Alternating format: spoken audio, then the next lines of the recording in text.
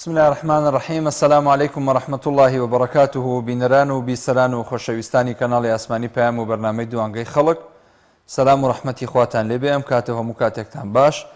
خۆشحاڵم لە ئەڵقەیەکی نوێی ئەم بەرنامەیە بە دیداری ئێوە عزیز و خۆشەویست شاد دەبمەوە.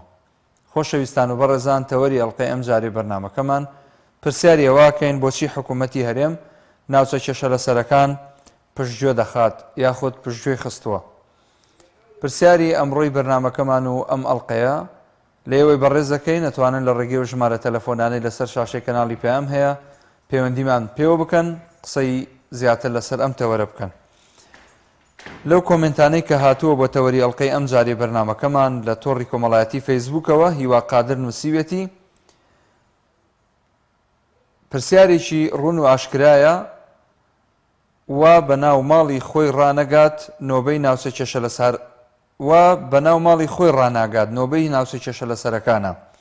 هادی مەحموودی ژەڵێ ئێبەرژەوەندی لەو شوێنانە نەماوە، بۆیە هەموو خەڵک و خاکەکەی پشتگوێ خستووە. ئارامکەریمیش نووسیوێتی بۆ ناوچەکانی ژێردەستی هەرێم حاڵیان زۆر خۆشە تا ئەوانەی دەرەوە پشتگوێ خرابن. وریا ئەحمەدی ژەڵێ بەس ئەوە ماوە حاشا لە کوردبوونی خۆمان بکەین لە داخی ئەم زاڵمانە.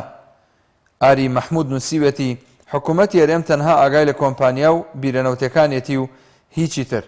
سابر خۆشناوی ژەڵێ حاڵی ناوچەکانی تری جوانە، جانۆرەی کێشە لەسەرەکانە. کاروان عەلی نووسیوێتی حکوومەت نەک ناوچە کێشە لەسەرەکانی پشتگوێ خستووە، زۆر شتی تریشی پشتگوێ خستووە و هەر ئاگای لێ نییە. کاروخ عەبدوڵڵا نووسیوێتی هەر شتێک لە قازانجی خۆیاندا نەبێت پشتگوێی دەخەن. هەموو کوردستان کێشە لەسەرە، نەوەکو تەنها کەرکووک. جگەرشکوور نووسیوێتی ئەم پشتگوێ خستنە نیشانەی بێدەسەڵاتی حکوومەتی کوردیە. دڵشاد زەنگەنەش نووسیوێتی هەرێم موچەی خۆی پێدابین ناکرێ، ئیتر چاوەڕوانی چی لێ دەکرێ. یاد حسەینیش نووسیوێتی لەبەرەوەی نەوت و سامانەکەی لە ژێر دەستیان نەماوە، ئیتر چی ئیشیان بە خەڵکە. ئیبراهیم سەلامیش نووسیوێتی لەبەر ئەوەی نەوتی دەست ناکەوێ لە ناوچە جێناکۆکەکان، ئیتر خاک و خەڵک بەلایەوە گرنگ نییە. بەڵێ بەڕێزان، بۆ قسەکردنی زیاتر لەسەر ئەم تەوەرە لەگەڵ هاوکارانم بە درێژایی ئەو کاتێک کە بەدەستمانەوەیە لە ئەڵقەی ئەم جارەی بەرنامەکە ببورن لە دوانگەی خەڵکەوە پەیوەندەکانی ئەوەی بەڕێز و خۆشەویست وەرەگرین. باوکی گەیلان لە چەمچەماڵەوە. السلام عليكم مامۆستاگیان. عەلەیکە سەلام و ڕەحمەتوڵڵاهی وبەرەکاتوهو. باوکی گەیلان، باشی مامۆستا، سپاس دەکەم براکەم. تۆ چۆنی؟ وەزت باشە جانەکەم؟ مەمنوونی تۆم. سپاس دەکەم بێوەی بیاخە. مامۆستاگیان لەسەر تەوەرەکەی جەناب جا مامۆستا حکوومەت چی گوێی لە میلەتەکەی هەیە تا گوێ لە ناوچە کێشە لەسەرەکانە بێ مامۆستای بەڕێز؟ بەڵێ چی گوێی لە میلەتەکەی هەیە لە خەڵکەکەی خۆیە تا گوێشەی لەسەری ناوچە لەسەرەکەی کێشە لەسەرەکانە بێت؟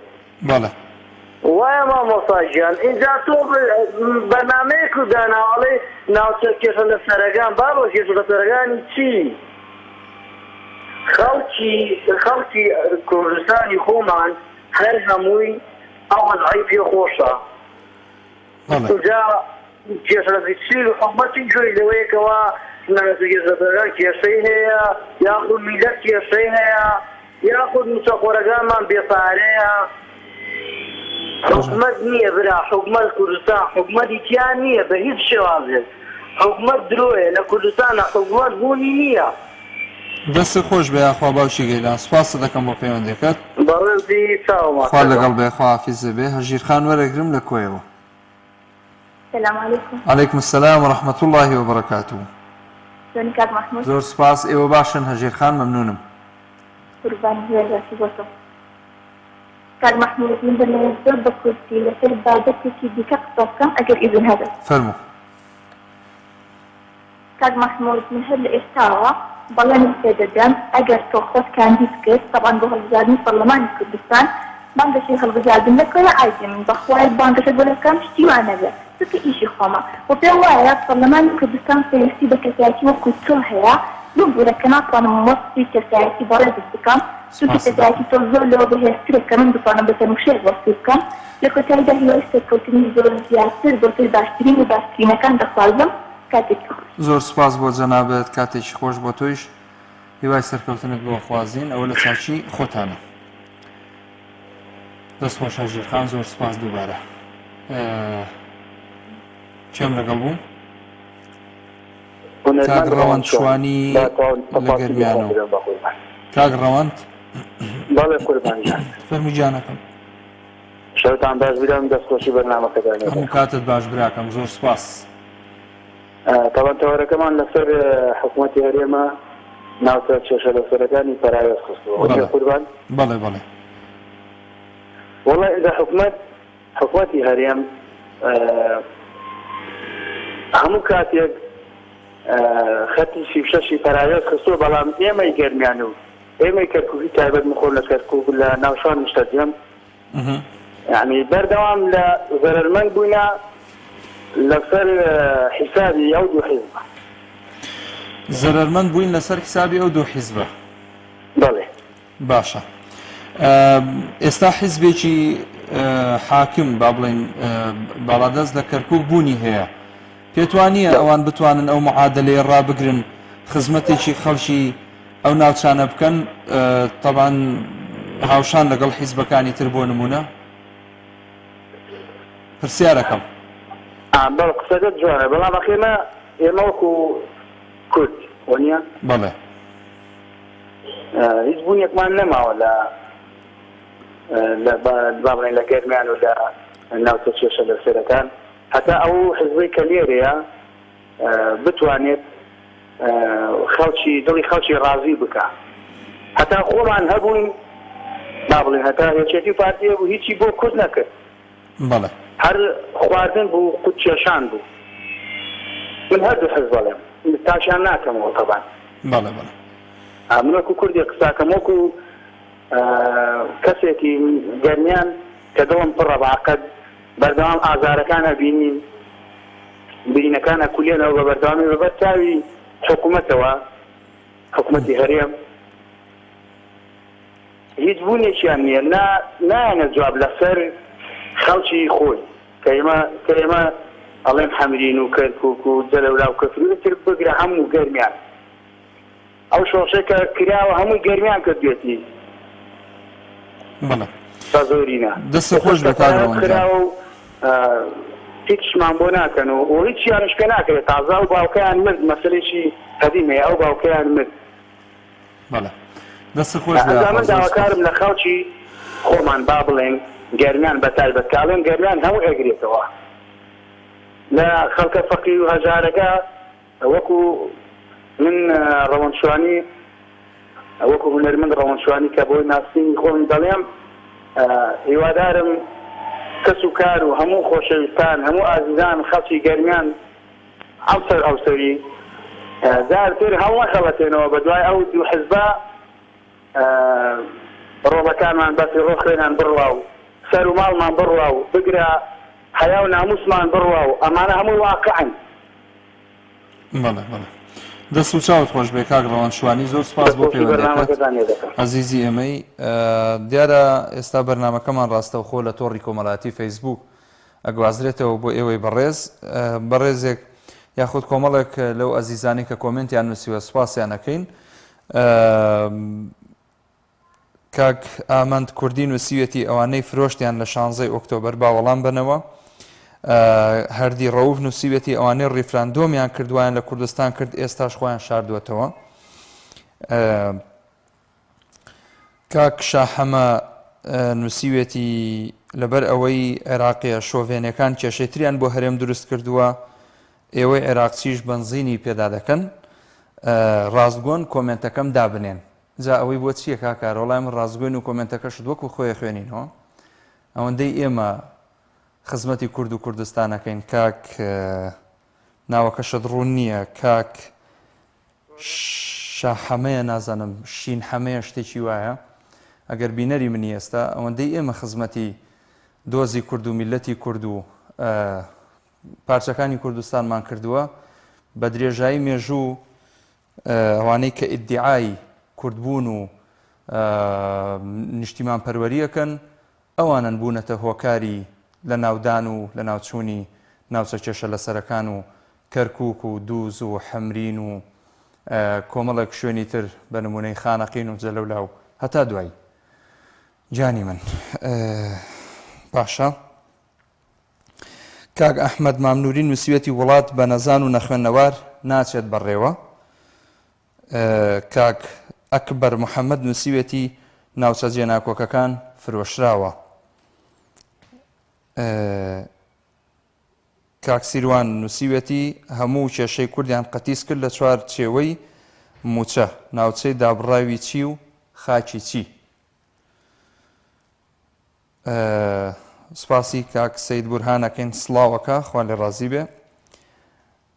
کاک هەردی فواد نووسیوەتی ناوچە جێناکۆکەکان فرۆشراوە پارەی واصل کراوە. کاک ئەکبەر خوێن بۆ کۆمنتەکەی دواتر نووسیوەتی نەوتی نەما بیدزن چۆن پشتگوێ ناخرێت. سپاسی هەمووی ئەوەی بەڕێز و ئەزیزەکەم بۆ نووسینی کۆمنتەکان. دەستان خۆش بێ. ئێمە لێرە حیوارەکەین ئەو گفتوگۆیی کە لێرە ئەنجامێدەین لە پێناو کورد و کوردستان و ناوچە جێناکۆکەکانە بێگومان بۆی بتوانین زۆرترین خزمەت بە ئێوەی ئەزیز و خۆشەویست بین. کێ وەرگرم لەکوێوە؟ کاک سۆران لە سلێمانیەوە.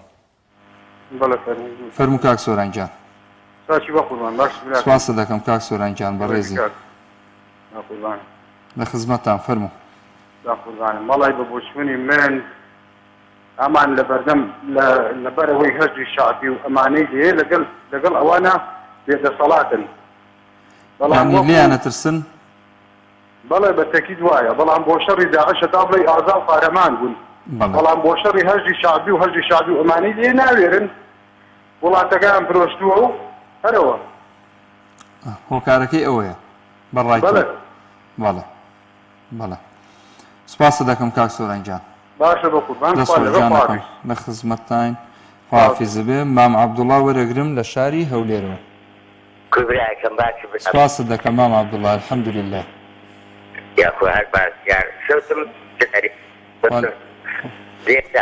خوا لێ ڕازی بێ لە خزمەتت مام عەبدوڵڵا.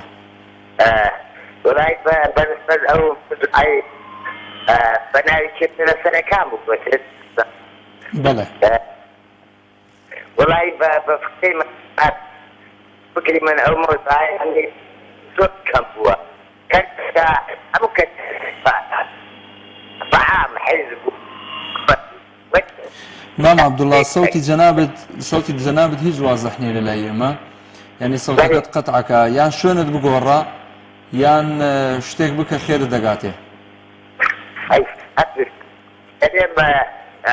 بەعام حكومة جديدة كرسي على أول سماء على أجب بعد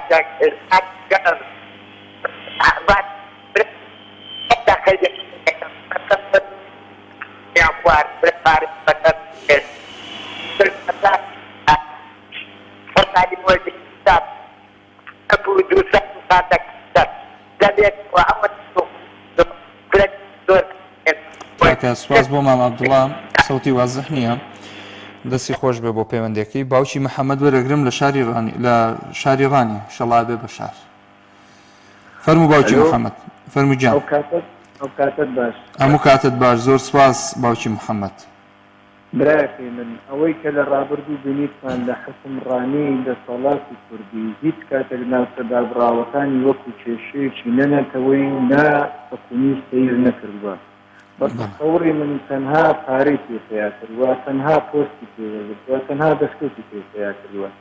ئەگەر نا مەحکومیە مادێکی 140 ئەوە چەندین ساڵە جێبەجێ نەکرێت. چەندین جار ئێمە گوێمان لێ بوو کەوا خەڵکی تەوادیری بۆ دەرنیشانکراوە کەوا پارەی لێ سەرف کراوە. دوایی ناوچە دابڕاوەکانی چی وەڵای من نامەوێت قسێت بکەم ئەو برا کوردان لەوێن دەر هەندوو کردێ ئەمەل بکەن ئەوە دەسەڵاتی کوردی لێبوو لەوێن دەر ئاوا لێیان دەگرترا لێیان دەکوشترا ئەوە دوای ڕفراندۆم ئەو ناوچانە هەموو هێزی عێراقی داگیریکردنەوە کاتە مەحموود ناوچەی دابڕاو يعني بەڕێی من وەک بریشتێکی هەرزەلیە گرفتا بکێ سەرکە لەبەروەی ناوچەی دابڕانەمە دەسەڵاتی کوردی بای بای ئەوە دەسەڵاتی کوردی تهدیدی ئەوەی لەسەرە کە ئەوەندەشی لەسەرە ئێستاکە ئەوەندەی پێشزانی لەسەرە يعني ئەوەی ئێستا کە لە بەردەستی ئەوەندەش مهددە کە ئەوەندەش نەمینێتن ناوچی دابڕاوی چی وەگاڵتە بە خۆکردنەکە بە تەسەوڕی من غەدر ناکەم بە دەسەڵات ئۆپۆزیسیۆنیش خەنی ناوچە دابڕاوەکانی نییە یعنی کەس لە خەنی ناوچە دابڕاوانەکان نییە من قەت حەز ناکەم بە ناعەدالەتی قسە بکەم ئەگەر دەسەڵاتی چی لە بۆ ناوچە دابڕاوەکان نەکردووە ئۆپۆزیسیۆنیشی چی لۆ نەکردووە هەموو دەسەڵاتداری کوردی سیاسەتمەداری کوردی ئەحزابی کوردی هەر هەمووی مقصرە بەرامبەر بە براکوردەکانی ناوچە دابڕاوەکانی مادەی ١٣ لێ قەت يعني دەسەڵات تەنها بە تاوانبار نەزانی بەڕای من کەسێکی لە بۆ نەکردنە بەڕاستی غەدر لێکراون بەڕاستی مەزلومن بەڕاستی جێگای ئەوە نەکەوا لە دەسەڵاتی کوردی بە حکومڕان و بە ئۆپۆزیسیۆن لێیان تۆڕە بیتن کاکە مەحموود ئەوە حەقیقەتە يعني جناب وەکو تاکێکی کەرکووکی بەڕای من بۆ جەوە سیاسی کەرکووک ڕازی کە کوردی حکومڕانی لێ نەکاتن وایە یان نا فەرموو هەمووی نانێک دەخۆن بە بابەتەکە هەمووی پارچەکێکێک دەخۆن لەسەر سینیەکە ئەوەیە بەسەراحەت بە تەسەوری من سپاسش یەکەم زۆر مەمنون لەوە کاتێک زۆر سپاس بۆ جەنابەت هەندێک لەو کۆمنتانە خوێنمەوە ئەگەر ئیزن هەبێ دیارە کۆمەڵێک لەو بەڕێزە بە نمونەی کاک محەممەد عەزیز سڵاوەکە خوا لێ ڕازی بێ سپاس دەکەین بێلاف عومەریش سڵاوەکە هەر سڵاوی خواتان لێبێ باشە طبعاً کاک سیروان ڕەواندوزی نووسیوێتی لە 2003 وتیان ئێمە لەگەڵ عێراقی موحەدین ئامانجەکەشیان پلە و پۆست و ئیمتیازات بوو لە کتابەکەی پۆڵ پرێمەر هەیە ئەڵێت وەفدی کوردی هاتنە بەغدا زۆر ئەترسان داوای ناوچە دابڕێنراوەکان بکەن بە تایبەت کەرکووک بەڵام ئەوەی هەرگیز پێشبینیمان نەئەکرد ئەوە بوو داوای پارە و پلە و پۆستیان کرد کاک هانی سامان نووسیوێتی ببورن ناونیشانی بەرنامەکەتان بگۆڕن بۆ ناوچە بەدەستەوە دراوەکان وەستانەوزاد نووسیوێتی برای بەڕێزم ئەوان ناوچەکانی ژێردەسەڵاتی خۆیان پێ ئیدارە نادرێت ئەوجا ئەویشی بێتە سەر لەلایەکی دیکەوە هۆکاری سەرەکی تۆغبوونەوەی حیزبایەتی و کاڵبوونەوەی کوردایەتی ڕەوەندچوانی نووسیوێتی مەحاڵە بوونمان بێتەوە سەمیرە عوسمانیش نووسیوێتی پشتگوێ خراوە فرۆشراوە کاک بەختیار قادر نووسیوێتی ناوچە کێشە لە سەرەکانیان تەنها بۆ نەوتەکە بوو ئەجینا لە خەمی کوێی کوردستاندا بوون تا لە خەمی ناوچە کێشە لە سەرەکان بن کۆمەڵێک لەو بەڕێزانە جنێوە دەن گەردنتان ئازابێ سپاس بۆ جنێوەکانتان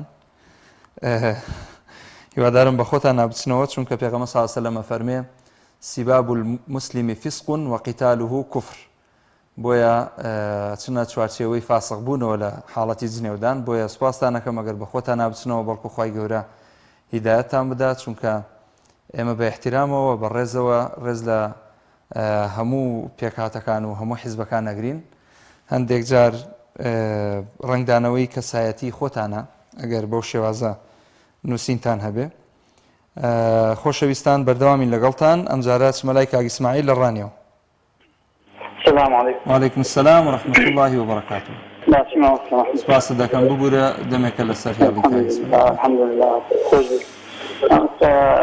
لەبارەتی ئەو مەسئولانەکە حکوومەتی هەرێم پێشگوێ خستووە لە ڕاستیدا چ حکوومەت بەگۆڕە نییە تا ئەمە بڵێن ئەمە حکوومەتە و پێشگوێ خستینەوە ئەمە دوو دەسەڵات یاخود دەسەڵاتدارێکی دیاریکراو کە بە کەیفی خۆی ئەوە کەشتێکە هێر دەباودینی ئەوانە بەڕاستی فکریان هەر لەسەر ئەویان پێشگوێنێ خستیەکە داهاتەکەی کۆ بکەنەوە دەسەڵاتی زاڵمەکەی خۆیان بتەسپێنن بەسەر خەڵکی فەقیری کوردستاندا جاشایەتی هەر هەموو ئامادە نەزارایەتی هەموو یعنی خەڵکی بکەنی دەرەچی في سبيل ئەوەی خەڵکی کوردستان بتەوتینەوە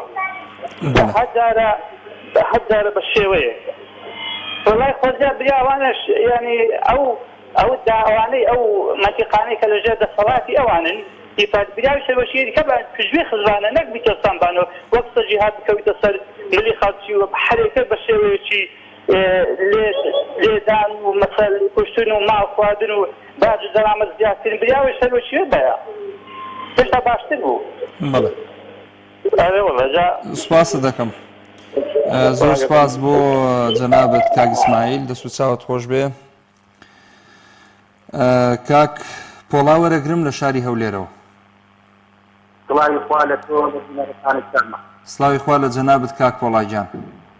سەرەتا سەرێکی نەواستا دەمێنم بۆ ئەو پۆلە سەریدەی کە 6 ساڵ لەمەوتێ بەرانکاری سەتەکانی عروبە بوونەوە ناوەسانیان لە خۆیان نابوو ڕێکراوی دەوڵەت ئەستێکی گرنگ سەتەکانی عروبە بوو کە لە خاکی خۆمان لە ماڵی خۆمان گوێز دەکەین ڕۆژوو دەکرین پێم سەرمان دەبڕن پاسمان داوتەکەن بەڵێ دەست خۆم خۆتەوەرەکەت کاک مەحموود بەڕاستی برینێکە لە فەستەیما دەستەڵازەی لاوتەی کێشە لەسەر و لە دابڕا و ئەوانە هەر لە حەقی سیاسی پووتەیە لە هیچ شوێنێکی دنیا نییە ئەگەر ڕێگا بە براس بدەیت زۆر جوان بۆتی ڕووکەدەوە فەرموو بە کورتی سەرەتا لە 2003 چیلەیەک نەمابوو دەستی کوردی بەڵام لەبەر ئەوەی عەرەب ئیرادەی کوردی دەستکان کاک مەحموود ساڵی پێرەکی ئەوەیە کوردی ئیرادەی دەستکاوە لەلایەن عەرەبەوە لەبەرچی باڕووی لەڕووی فەلسەفیەوە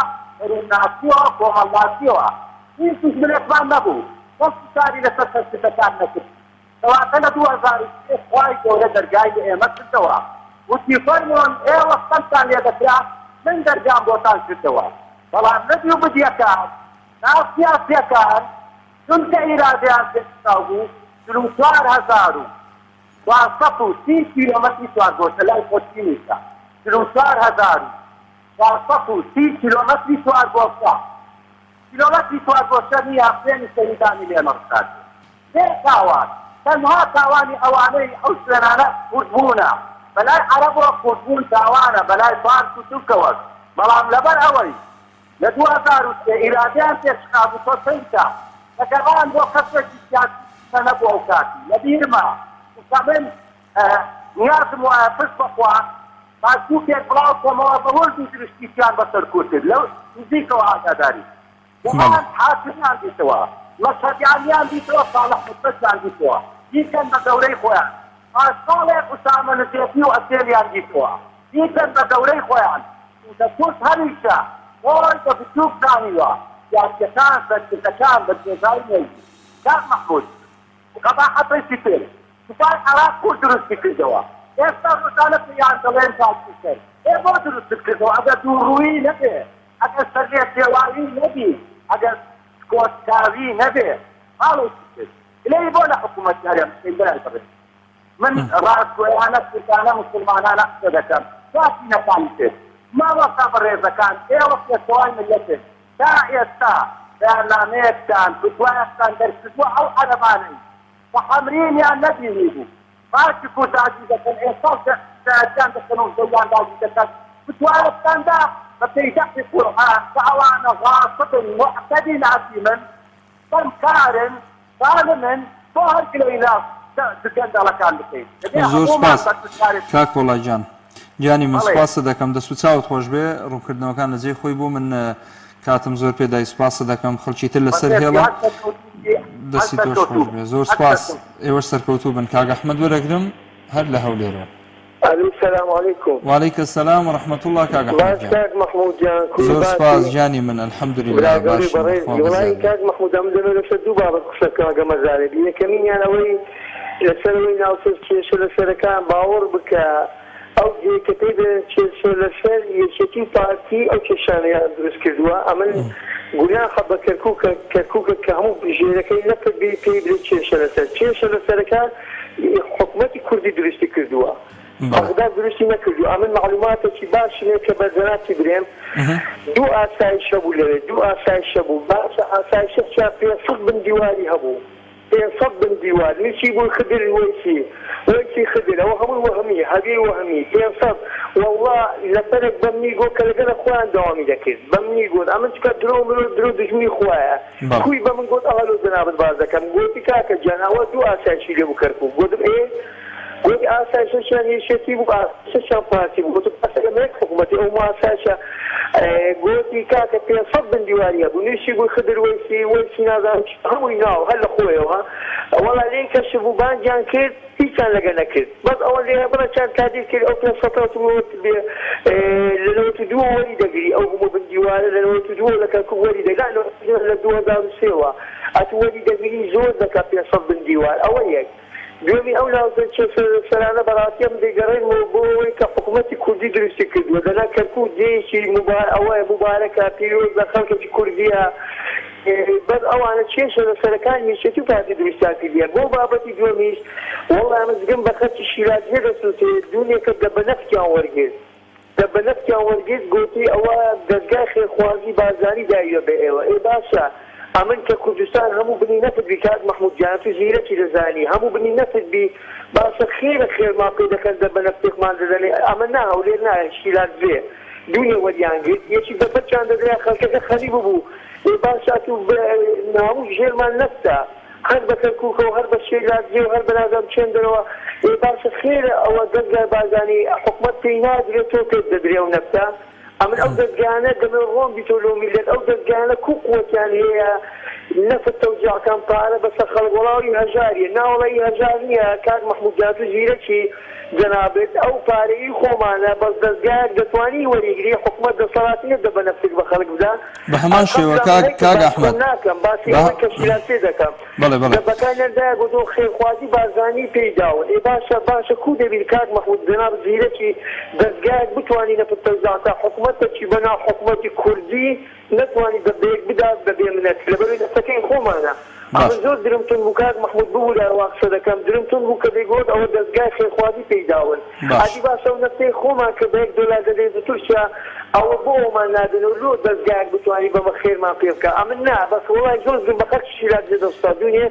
ژنێک بوو پیرێژنە بوو وەری دەگرت زۆر مەمنون بەو دەستگای خێری پێ کردیمەوە کە دەچی نەفتەکەشی خۆمانە دەستگایەک دەتوانین تەوزەکە ببوو لە سەر مێشاندی کاک محمود جان کاک ئەحمەد جان زۆر سپاس بریا بە هەموو کوردستانی تووبە ئەو ملەتە مەسئولەکان وەچی جەنابەتبان بەو خۆی هەموو وەزە بازە وەچی جەنابەتبان مەسئولەکان لەوە محافظ وەچی جەنابەت باش ئەوەی ثقافەتی فران کرد وەچی جەنابەت باش زۆر زیرەک و محتەرەمی مەمنونتم و سەر مێشاندی زۆر سپاس کاک ئەحمەد جان چاکی خۆتانە دەست و چاوت خۆش بێ جانی من سپاس بۆ پەیوەندیەکەت موفق بی عاقبەت خێر بی ئینشاءالله زۆر سپاس کاک عەدنان وەرەگرم لە خورماتووەوە ئەم کاتت باش قوربان هەموو کاتت باش کاک عەدنان جان سپاس دەکەم برای بەڕێزی وەڵڵی برا دەربارەی تەوەرەکەتان من یەک پرسیارێکم هەیە ئاڕاستەی برایانی پارتی دیموکراتی کوردستانێکم ئەڵێ کەرکووک داگیرکراوە باشە هەموو کاتی هەڵبژاردنەکان لە محافەزەی مووسڵ ئەچێتە هەڵبژاردنەوە بۆ محافەزەی کەرکووک و قەزای خورماتوو تا ئەچێتە قەزای خانەقین ناچێتە هەڵبژاردنەکان و ئەڵێ ئەم ناوچانە داگیرکراوە هۆکارەکەی چییە؟ ئەم پرسیارە ئاڕاستەی برایانی پارتی دیموکراتی کوردستانەکەم ئەم دەبەرە لە کەرکووک بەملاوەتا ئەگەیەتە نەوتخانە و قەزای خانەقین جێ هێشتووە بەڵام کەچی کاتی هەڵبژاردنەکان لە پارێزگاری مووسڵ ئەچێتە هەڵبژاردنەکان و بەرژاریەکان هەڵبژاردنەکان لە 2000 من خۆم خەڵکی قەزای حکومڕانیەتی جوانیان بەڕاستی نیشان نەدا لەم ناوچانە بە هیچ شێوەیە ئێستا هەموو شتێک ئاساییە لە شوێنی خۆیان تێم ناوچەیە زۆر شتێ باشە نەوت هەیە بانزین زۆرە هەموو شتێک زۆرە لای ئێمە لێرە بەڵام بەس ئەو پرسیارەمەیە ئاڕاستەی برایانی پارتی دیموکراتی کوردستانێکم لەم ناوچانە هیچ ڕۆڵێکیان نییە بۆ ئەڵێ کەرکووک داگیرکراوە بۆ ئەڵێ مەسەن نایەتە هانای خەڵکی قەزای خورماتی و ئەم دەبەرەوە یعنی زۆر سەیرم تێ من شتێکی زۆر عەجواتی یعنی بەدەوە هیچ حەزێک بەتەنیا ناتوانێت ئەم ناوچانە بەڕێوە بەرێ دەست بنیە پشتی یەک بگرن بە کوردێکی خۆمان بەڵێ دەست و چاو خۆش بێ کاک عەدنان جان زۆر سپاس ئەزیز ئێمەی سپاس بۆ پەیوەندەکەت کاک حاجی عەبدوڵڵا وەرەگرم لە پێنجوێنەوە کاک حاجی السلام عليكم. عليك السلام ورحمة الله كاك حاجي عبد الله جناب باشی کاک ما صلاح خوالي رازي بقربان الحمد لله يا سلام يا خوا باش يا خوا باش دەستخۆشی تەوەرەکەت لێ یەکەم تەوەرەیەکی کاتێکی و شتێکی زۆر باشت تەڕح کردووە بەزم پێم وادە ئەو مەوزوعا گەڕێتەوە بۆ دووشت یەکێکیان لە حەقیقەتە ئەوە وەکوەڵی حاڵەتێکی نێودەوڵەتیە ئەمان هیچ دەسەڵاتێکی ئەوە نییە لە ڕاستیادی گێڕنەوە بۆ سەر هەرێمی کوردستان چکاتەوە زانی ئەو وڵاتە زلهێزانە لە بینی چەند وڵاتێکە لە حقیقەتا کۆمەڵە شوێنیان هێشتۆتەوە ناویان ناوە جێناکۆکەکان و هەر یەکەیشیان لە پێناو مەسلحەتی خۆیانە ساڵانە و گەلانەی لەسرە دەنە بە شەڕ و بە کوشت و مەسلحەتێکی گەورەیان هەیە لەوە لە ڕاستیان مەسئولینی کوردی ئێمەش بۆ خۆشیان لەما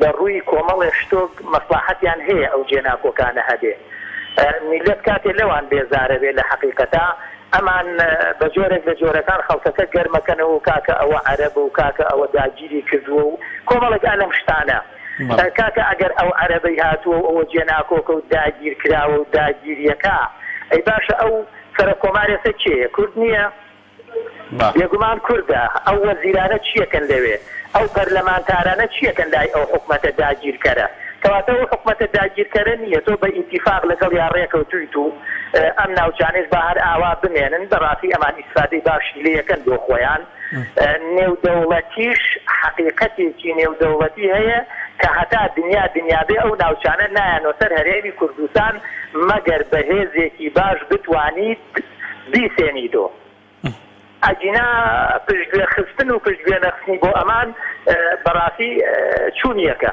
یعنی هیچیان پێ ناکرێت سپاس بۆ بەرنامەکەت سپاس بۆ تۆش کاک حاجی عەبدوڵڵاهیان دەستخۆش بۆ پەیوەندەکەت کاک سەردەشت وەرەگرم لە شارە زوورەوە برای بەڕێزمەم کاتتان باش هەموو کاتت باش کاک سەردەشت بەس هاغی چاوم تەوەرەکەت لەسەر چێ زەحمەتە بێ ناوچە جێناکۆکەکان ژیان ئەڵێن بۆچی حکوومەتی هەرێم ناوچە جێناکۆکەکان پشتگوێخە خورە بە قوربانم ئەوە تا کوردستانی خۆمانی پشتگوێ خستووە بە قوربانجا ئینجا چۆنەوان پشتگوێ ناخە بە قوربانە بێ بەڵێ بۆ پشتگوێ خستووە بەڕایتەوە چییە هۆکارەکەی چییە گرفتی تۆ چییە لەگەڵ ئەم سیستەمەیە وەڵای قوربانجانێ من نە خستمانێ لە دەسەڵاتمانێ نە هیچمانێ ئێمە خۆمانمانەوێن بەڕێوە ئیشەڵڵا خوا لەنەدان حکومەتە کوردیە بەڵێ هیوادارم کۆمەڵی ئیسلامی بۆ ئەم پەیدانە تازەیە ئیشەڵڵا سۆراحمەرکان دیت کە وەڵای دار کە بەردەنگی بۆیە بە قوردانی کۆمەڵ بەشانەی هەمووتان سپاس دەکەن کاک سەردەشتگیان چاچی خۆتە برا گەورەی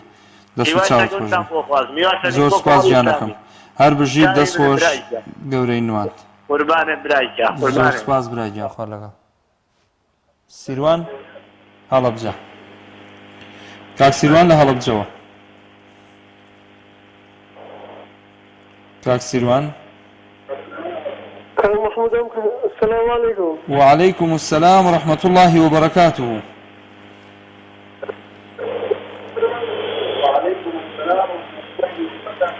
محمود جان تشارك معنا زحمة لخدمتم کاک سیروان ئەگەر بکرێ لە تەلەفۆنەکەەوە گوێبیستی من بی بۆی بتوانین لە یەک حاڵی بین لە خزمەتە فەرموو پرسیارەکەت بکە. والله پرسیارێک مانێک محمود جان بەرنامەیەکی پێشکەوتوو یا خوا سەکەوتوو بن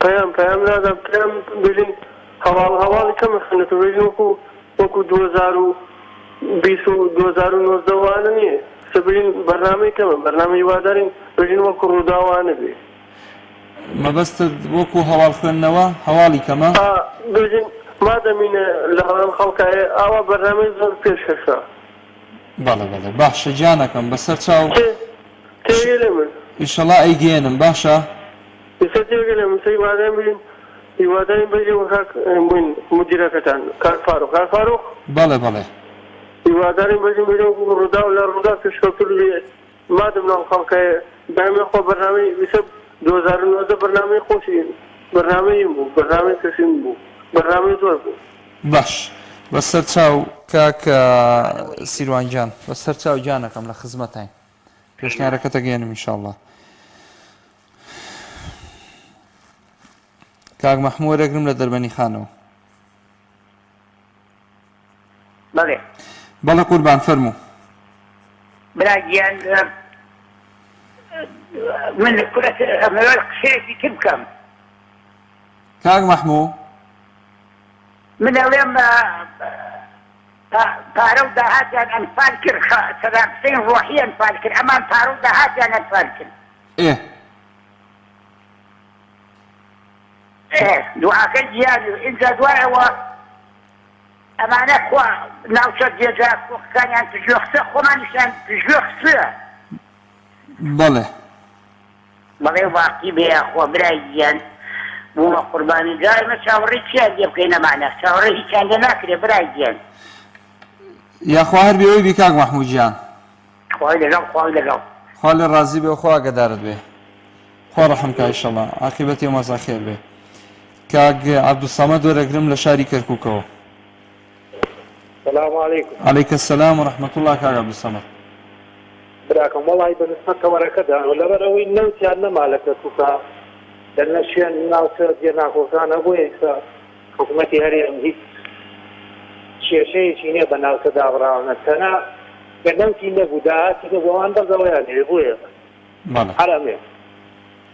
إذا تو كأجوي حكومتي هريم بدي حكومتني يعني حكومتي سواني يعني حكومتي كأوحى مخالفة كجدا لم كل كشان دانا بدي مستيرين دي يعني دون سير كأوحى مخالفة كجدا لم كل كشان تنانات أما يتجع كحود على خشكي هب كجدا كثير منسول الناس وخو كشان بتي صار خوشية يعني بقى كثير لا سيفاضل كابرا تقيل خلق دو خلشي كشوا وكشان در لي داوا فناوة جنابي سروشي فيها أتي في جوازي ليكاو أي بابوا سري الرشو في جوازي لك أما حكومتك أنا خلق توني بسي خوش ببراجه يعني جينا كون كان شي والله برام أصلا إساق أنا كنكو زور خوشة بس يعني سمن لك كنكو ميز مشكلة يكمان نية هيك بله بله دەست و چاوت خۆش بجانە کاک عەبدوسەمەد گیان زۆر سپاس بۆ پەیوەندیەکەت.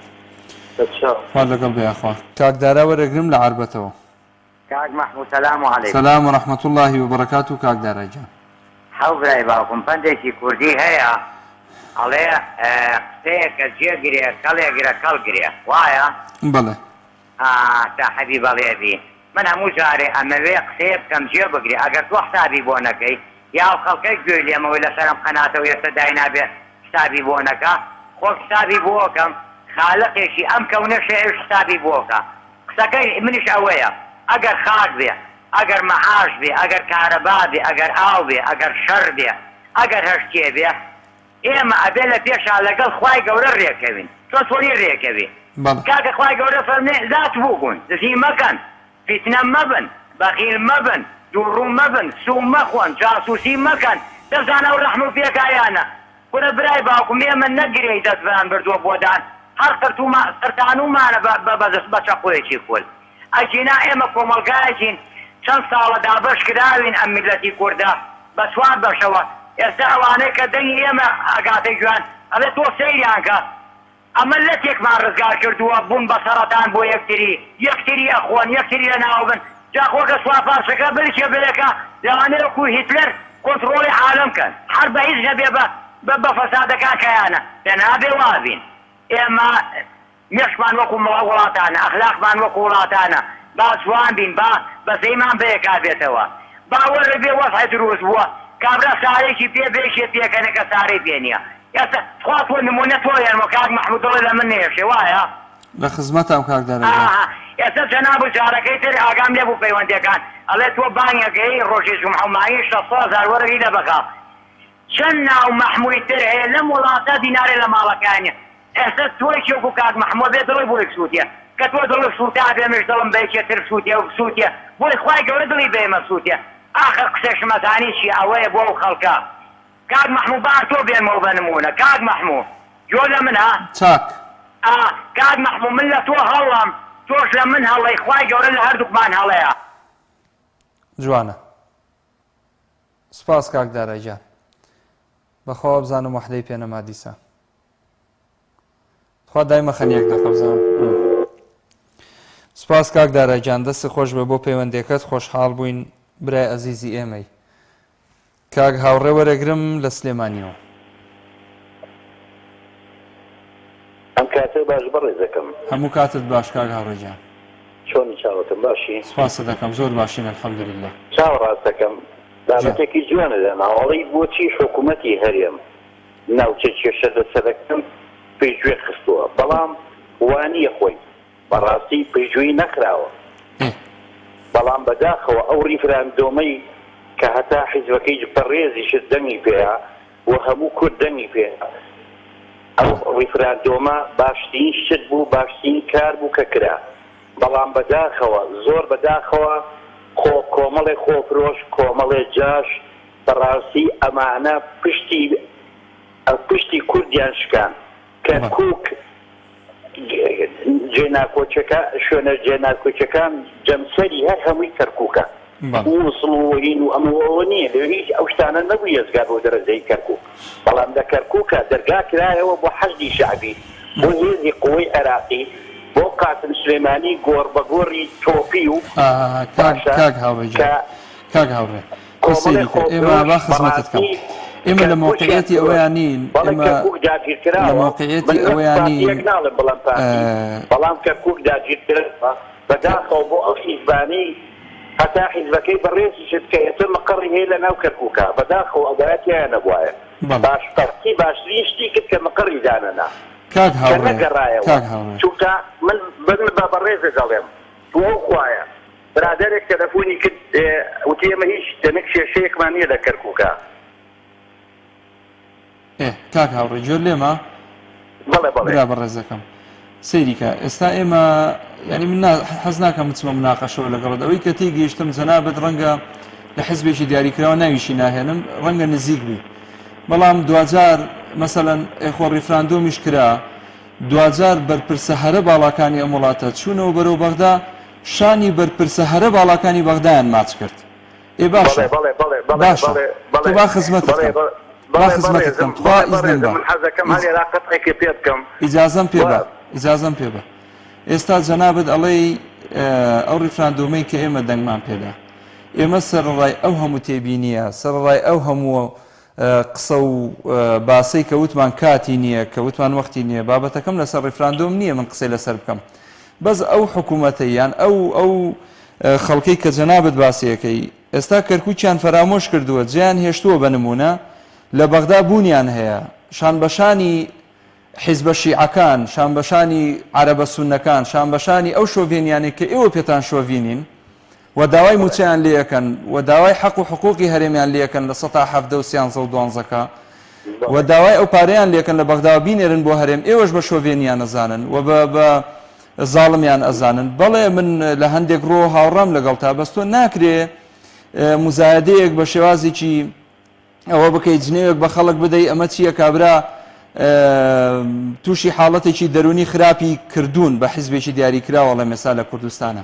مەرج نییە چاوە ڕاستەکەم ئێمە بەغدا سەنگی مەحەکە بۆ عێراقێک کە هەرێمی کوردستانیش بمانوێ نەمانوێت بەشێکە لەو عێراقا کەی هەرێمی کوردستان توانی موچەی فەرمانبەرانی وەکو خۆی بدا کەی توانی سنوورەکانی خۆی بپارێزێ کەی توانی بندیوار و قاچاقچێتی و دزینی نەوت و تەنکەرە نەوت ئاودیوکردن بۆ وڵاتانی دەور و پشت کەی توانی ڕێکەوتنی لەگەڵ تورکیا و ئێران و وڵاتەکانی تر ئاوا بەڕێک و ڕاشکاوی بێنێ بخاتە بەردەستی خەڵک ئەو کاتە مەمنونی ئەم حیزبانە بێ لە کۆڵی بەغدای کاتەوە و بڵێ عێراق بای بەس ئەو بایە ناکرێتەوە لەسەر حیسابی خەڵکی بیکەی ناکرێت لەسەر حیسابی خوێنی کەرکووکی بیکەی هەندێک جار پاشەکشێکردن شەڕنەکردن ئەمە لە نیزامی عسکەریە هەیە من لی نازانم بەڵام ڕەنگە زۆر مەسلحەتی زیاتری هەبێ وەک لەوەی تۆ شەڕێک بکەی کە نازانم دەستەواژەیەکێ نامێ بەکاری بێنم ئەلەو شەڕەیە هەزارەها کەس لەوانەیە بمردایە و هەزارەها کەس ئێستا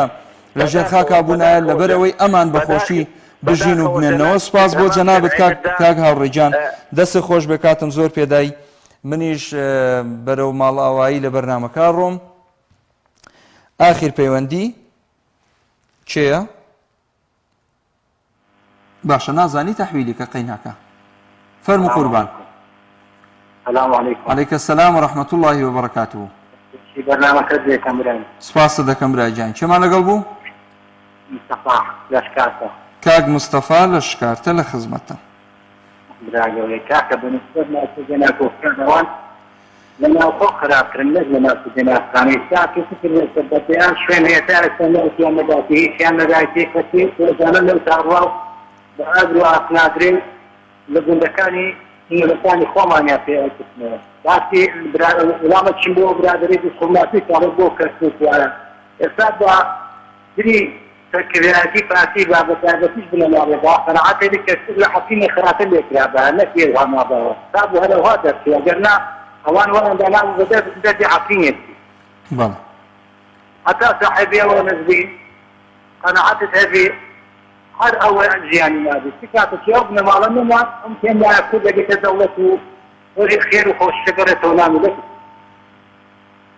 بەڵێ دەست خۆشگار مستەفا گیان سپاس بۆ پەیوەندەکەت دەستی جەنابی شت خۆش بێ بینەرانی بەڕێز و خۆشەویست بەم شێوەیە هاتینە کۆتایی ئەڵلقەی ئەم جارەی بەرنامەی دوانگەی خەڵک کە پرسیاریەوەمان کرد بۆچی حکوومەتی هەرێم ناوچە جێناکۆکەکانی پشتگوێ خستووە تا ئەڵلقەیەکی تری ئەم بەرنامەیە لە دوعای خێر بێ بەشمان مەکەن بەخوای گەورە میهرەبانتان ئەسپێرم. ئەسەلامو عەلەیکوم وەڕەحمەتوڵڵاهی وەبەرەکاتوه.